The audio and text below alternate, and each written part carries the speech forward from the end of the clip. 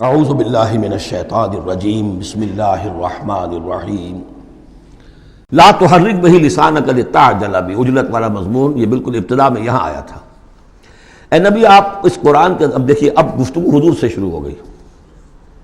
ابھی تک انسان جو منکرین تھے ان کی بات ہو رہی تھی، شروع میں امامہ، عظامہ، قیامہ، اور اس کے بعد بصر، قمر، مفر، وزر، مستقر، اب یہ پھر اس کے بعد بصیرہ، معاذیرہ، اب اس کے بعد اور بدل رہے ہیں۔ لا تحرک بہ لسانک لتعجل بہ، آپ اس قرآن کے ذریعے سے قرآن کے ساتھ اپنی زبان کو تیزی سے حرکت نہ دیں کہ جلدی سے آپ اس کو یاد کر لیں۔ ان علینا جمعہ وقرآنہ، ہمارے ذمے ہے اس کو جمع کر دینا اور پڑھوا دینا۔ جمع بھی کر دینا کہ اس میں سے کوئی حصہ جو ہے آپ بھولیں نہیں، اور قرآن بھی اس کی ترتیب بھی ہم بتاتے جائیں گے کہ اب جو وحی آئی ہے اس کو کہاں رکھنا ہے، تاکہ اس کی ترتیب معین ہو جائے۔ فَإِذَا قَرَأْنَاهُ فَاتَّبِعْ قُرْآنَهُ، پھر جب ہم پڑھوائیں اس کو جس ترتیب سے، اسی کی پیروی کیجیے گا۔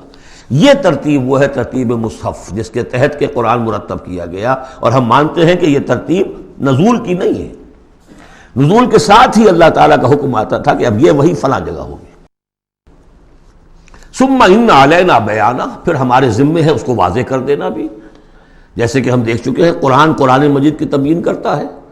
سورہ نساء میں دو احکام کے بارے میں آئے گا، یستفتونک، اور حالانکہ وہ حکم آ چکا ہے سورہ نساء میں پہلے، لیکن لوگوں نے سوال کیا قل اللہ یفتیکم فی الکلالہ، تو جاؤ اللہ واضح کر دیتا ہے، تم پر ابھی واضح نہیں ہوئی کلالہ کی بات، لو واضح کر دیتا ہے۔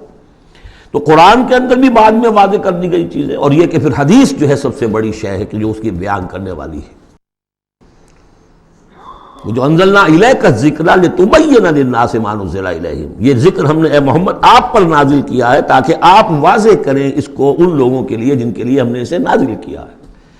نازل آپ پر کیا ہے، صرف آپ کے لیے تو نہیں کیا ہے آپ پر، نازل کیا ہے لوگوں کے لیے۔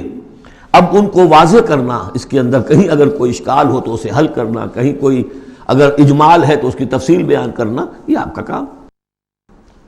کلا بل تحبون العاجلہ، کوئی نہیں، تمہارا اصل مرض یہ ہے کہ تم عاجلہ سے محبت کرتے ہو، یہ اس دنیا کی زندگی سے محبت کرتے ہو۔ دیکھیے اب پھر خطاب شروع ہو گیا کفار سے۔ وتذرون الآخرہ، اور آخرت کو تم چھوڑ دیتے ہو، نظر انداز کر دیتے ہو۔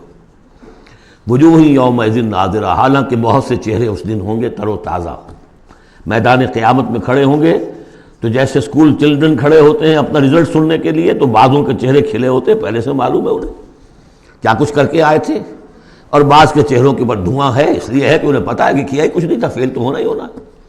تو چاہے اب رزلٹ ڈکلیئر نہیں ہوا، رزلٹ ان کے چہروں پر لکھا ہوا ہے۔ تو وجوہ یومئذ ناظرہ، بہت سے چہرے ہوں گے تر و تازہ، الی ربہا ناظرہ، اپنے رب کی طرف دیکھتے ہوئے۔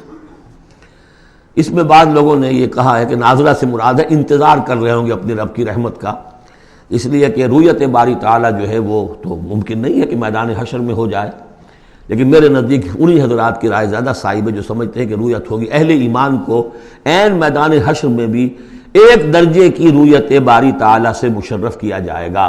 یہ مضمون آ جائے گا سورہ مطففین میں، واضح ہو جائے گا۔ اس کے برعکس وجوہ یومئذ باسرہ، بہت سے چہرے ہوں گے اس روز سوکھے ہوئے، اترے ہوئے، اداس۔ تظن ان یفعل بہا فاقرہ، ان کو یقین ہوگا کہ اب ان کے ساتھ وہ سلوک ہوگا جو ان کی ریڑھ کی ہڈیاں توڑ کے رکھ دے گا۔ صدق اللہ العظیم۔